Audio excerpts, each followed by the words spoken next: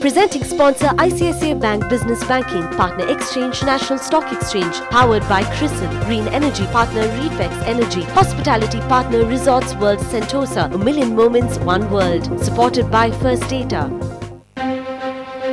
ये है नेटवर्क 18 और आप देख रहे हैं CNBC आवाज।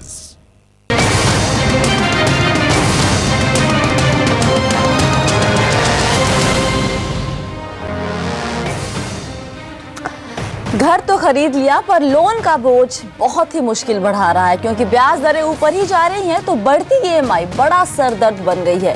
ऐसे में क्या करें, ईएमआई बढ़ाएं या फिर मियाद, और अगर मियाद बढ़ाई तो क्या कहीं कर्ज की मुसीबत जंजाल तो नहीं बन जाएगी।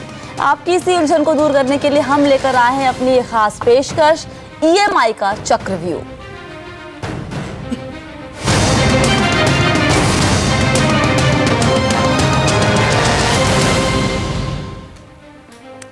और इस खास कार्यक्रम में हमारे साथ शामिल हो रहे हैं दो जाने माने एक्सपर्ट, अपना पैसा.com के सीईओ हर्ष रूंगटा और होम लोन एडवाइजर्स के डायरेक्टर विपुल पटेल। आप दोनों का बहुत बहुत स्वागत है इस शो में। हर्ष, सबसे पहले आपसे जानना चाहूंगी, महंगाई दर कम करने के लिए हो क्या रहा है? आरबीआई ब्याज दरें बढ़ा रहा है, बैंक आपकी लोन की ईएमआई, लोन पर ऑफ कोर्स इंटरेस्ट रेट बढ़ता जा रहा है। महंगाई दर कम हो नहीं रही है, लेकिन आपकी ईएमआई कहीं ना कहीं से बढ़ती जा रही है। तो ये जो इरेगुलर आउटफ्लो हो रहा है ईएमआई का, उसको कैसे मैनेज करेगा आम आदमी? खैर, जो ये महंगाई से जूझने का तरीका है, वो चाहे आपकी ईएमआई हो, और ईएमआई नॉर्मली आम आदमी का काफ़ी बड़ा हिस्सा उसकी मासिक आय का होता है, तो क्लियरली उससे जूझने का जो तरीका है वो बहुत इम्पॉर्टेंट है। तो सबसे पहले तो अगर यंग है तो शायद इतना अफेक्ट नहीं करे, क्योंकि बैंक नॉर्मली टेन्योर बढ़ा देगा तो ईएमआई सेम रहेगा। लेकिन अगर इतना यंग नहीं है और ईएमआई बढ़ रही है तो फिर कमर कसनी होगी, या अगर उसके पास कुछ पैसे पड़े हुए हैं, स्पेशली डेट साइड में अगर पैसे पड़े हुए हैं, कोई फिक्स डिपॉजिट्स में है या और कोई डेट साइड में पैसे पड़े हुए हैं, तो वहाँ पे इतना ब्याज उसको नहीं मिलेगा जितना कि ये सेव कर सकता है इसको रीपे करके। तो एक पोर्शन को रीपे करना चाहिए अगर पैसे हैं तो। और सबसे इम्पोर्टेंट चीज़ ये है कि अगर आप 11% से ज़्यादा ब्याज दे रहे हो, और कई पुराने कस्टमर्स हैं जो 11 से ज़्यादा दे रहे हैं, तो सबसे पहले तो मार्केट से ज़्यादा ब्याज देना बंद करिए। अच्छा, वो तो सबसे ईजी पार्ट है।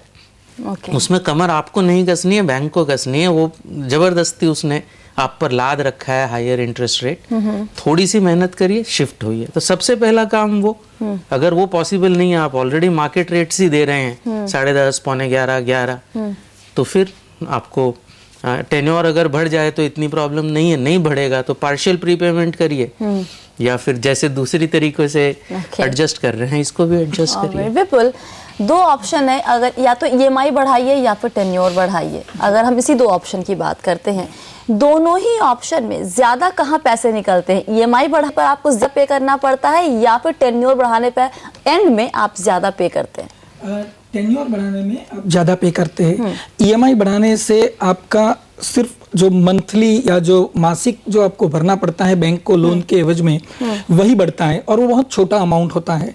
जबकि यदि आप टेनर बढ़ाते हो तो आपकी पूरी लोन की किस्त जो बढ़ जाती है, एक एग्जांपल लेंगे, यदि आपकी किस्त 10 साल से बढ़ जाती है तो 10 साल का जो ब्याज होता है वो काफ़ी बड़ी रकम होती है। इसलिए यही एडवाइस किया जाता है आमतौर पे कि आप आपकी मंथली किस्त बढ़ा दीजिए, आपका ईएमआई बढ़ा दीजिए, एंड वो आपके लिए काफ़ी कंफर्टेबल रहेगा। ऑलराइट, अगर आप एक एग्जांपल देके समझा सके विपुल, अगर मान लीजिए कि मैंने अपना टेन्योर 5 साल के लिए बढ़ा लिया, ईएमआई बढ़ाने की इस वक्त मेरी हालत नहीं है, तो कितना मुझे एक्स्ट्रा पे करना पड़ सकता है? ये बड़े इंट्रिकेट कैलकुलेशन का मैटर है, पर मैं आपको एक इस तरह से एग्जांपल आपको दे सकता हूं कि यदि आपने सपोज 1 साल पहले, क्योंकि एकदम लाइव एग्जांपल है, 1 साल पहले यदि आपने लोन ली हो, समझिए 8.5% के रेट से, या 8.25% का जो 1 साल पहले रेट चल रहा था, और 1 साल में आपका ओवरऑल इंक्रीज हो गया है करीबन समझिए 2.5-3% से या 3.25% से, तो आपकी जो आप सिर्फ यदि किस्त बढ़ाएंगे तो आपकी किस्त समझिए 40,000 महीने की थी, वो शायद 50 हो जाएगी। ओके।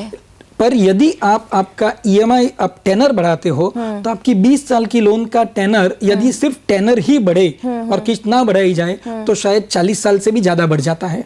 तो ये आपका ओवरऑल इम्पैक्ट है। अभी 20 साल का जो ब्याज होता है वो सब ये समझिए 80 लाख रुपया होता है, तो आपका 40 साल का ब्याज हो जाएगा 1,60 या 2 करोड़ के करीब। तो ये इस तरह से मूव करता है। सो इट इज एडवाइजेबल कि आप सिर्फ आपकी किस्त बढ़ाएं। ऑलराइट, चलिए अब हम शुरू करते हैं दर्शकों के सवाल जवाब का सिलसिला। वो कई दर्शक हमारे साथ आज जुड़ रहे हैं जिन्होंने होम लोन ले रखा है और ये बढ़ती ईएमआई से परेशान हैं। जानना चाहते हैं वो सब कि कैसे इस बढ़ती ईएमआई से निपटा जाए। छुटकारा तो नहीं मिल सकता है, लेकिन कैसे इसे मैनेज किया जाए।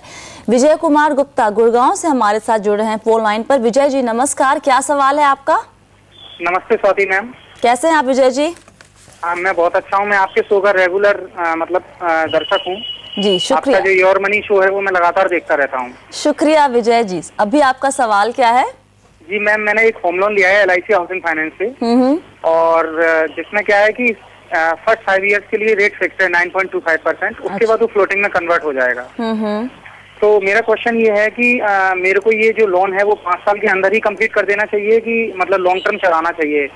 और क्योंकि फ्लोटिंग में रेट ज्यादा बढ़ जाएगी, इसलिए यही पूछना था मेरे को। कितना लोन लिया है, अमाउंट क्या है? 12 लाख। 12 लाख का लोन लिया है मैम। और कब ले चुके हैं? ऑलरेडी हाथ में आ गया है पैसा? हाँ मैम, एक्चुअली 1 साल पहले लिया था मैंने। 1 साल हो चुका है। अच्छा, ऑलराइट। तो EMI आता है 10,992 रुपए। अच्छा, ओके, ऑलराइट। क्या सलाह देंगे आप हर्ष विजय को? 12 लाख रुपए 1 साल पहले लोन लिया है, 5 साल के लिए फिक्स रेट पर है, उसके बाद फ्लोटिंग हो जाएगा। क्या पहले 5 साल के अंदर ही चुका दे अगर कैपेसिटी है तो? क्या 2 चीजें हैं। एक तो बहुत ही अच्छी पोजीशन में है विजय कुमार जी, आज की तारीख में 9.25% की फिक्स रेट पे बैठे हुए हैं। मार्केट में तो 11.25 चल रहा है, तो आज की तारीख में बहुत अच्छी पोजीशन है। तो कुछ भी नहीं करें तो भी ठीक है। ये 5 साल जब पूरे होंगे उस समय क्या सिचुएशन है उस पर डिपेंड करता है। लेकिन एक दूसरा प्रिंसिपल भी है, वो ये है कि अगर आपके पास पैसे पड़े हुए हैं जो आप जिसका इन्वेस्टमेंट का आपका और कोई दूसरा साधन नहीं है, तो क्लियरली जितनी जल्दी हो सके लोन को रिपेमेंट अगर आप करें तो अच्छा है। अब 9.25 है, टैक्स डिडक्टिबल है, तो इसेंशियली कॉस्ट 6.5, 7, 8 डिपेंडिंग उनकी इनकम कितनी है उस पर करता है। फिर भी इतना डिटेल्ड कैलकुलेशन ना करके अगर पैसे पड़े हुए हैं तो चुका दें, बेस्ट है। मतलब अपने विजय जी आप हैं हमारे साथ? हाँ जी मैम, मेरी टोटल इनकम 11.5 पर लैक्स पर एनम है। अच्छा, मतलब कैपेसिटी है आपकी चुकाने की, आराम से आप कर सकते हैं। हाँ जी मैम, लेकिन पेनल्टी है 10% के बाद प्रीपेमेंट पेनल्टी लगती है। ओके, कितनी पेनल्टी है विजय कुमार जी? जी वो तो मेरे को मालूम नहीं है, लेकिन उन्होंने ये बोला था कि 10% के बाद पेनल्टी लगेगी। आप 10% तक अगर आप देते हैं तो कोई पेनल्टी नहीं है। तो मेरे ख्याल से जितनी बिना पेनल्टी की चुका सकते हैं उतना तो चुका ही दीजिए, बिकॉज उस पर तो आपको क्लियरली डायरेक्टली सेविंग है। और जब आपका फिक्स्ड पीरियड ख़त्म हो या बीच में अगर मार्केट में दरें कम हो जाती हैं तो अभी तो कोई उसके आसार नज़र नहीं आ रहे हैं, तब सोचने की बात है। वरना जितना प्रीपेमेंट आप कर सकते हैं बिना पेनल्टी के, चूँकि पेनल्टी 2-2.5% होगी, और तो बिना पेनल्टी के जितना हो सकता है उतना तो आपको कर ही देना चाहिए। और मार्केट में क्या पोजीशन रहती है या फिक्स रेट पीरियड के बाद क्या पोजीशन रहती है, उसके बाद आप और डिसीजन ले सकते हैं आगे। ऑलराइट, चलिए वक्त है यहाँ पर एक छोटे से ब्रेक का। ब्रेक के बाद हम इस चर्चा को और सवाल जवाब के सिलसिले को जारी रखेंगे। आप बने रहिए हमारे साथ। अगर आपके दिमाग में भी कोई सवाल है, आपने भी होम लोन ले रखा है, बढ़ती EMI से परेशान है, जानना चाहते हैं कैसे निपटे इस बढ़ती EMI से, तो आप हमें कॉल कर सकते हैं। नंबर आपके स्क्रीन पर लगातार फ्लैश हो रहे हैं। इस टोल फ्री नंबर पर कॉल कीजिए और अपना सवाल हमें बताइए। हमारे एक्सपर्ट आपके हर सवाल का जवाब देंगे।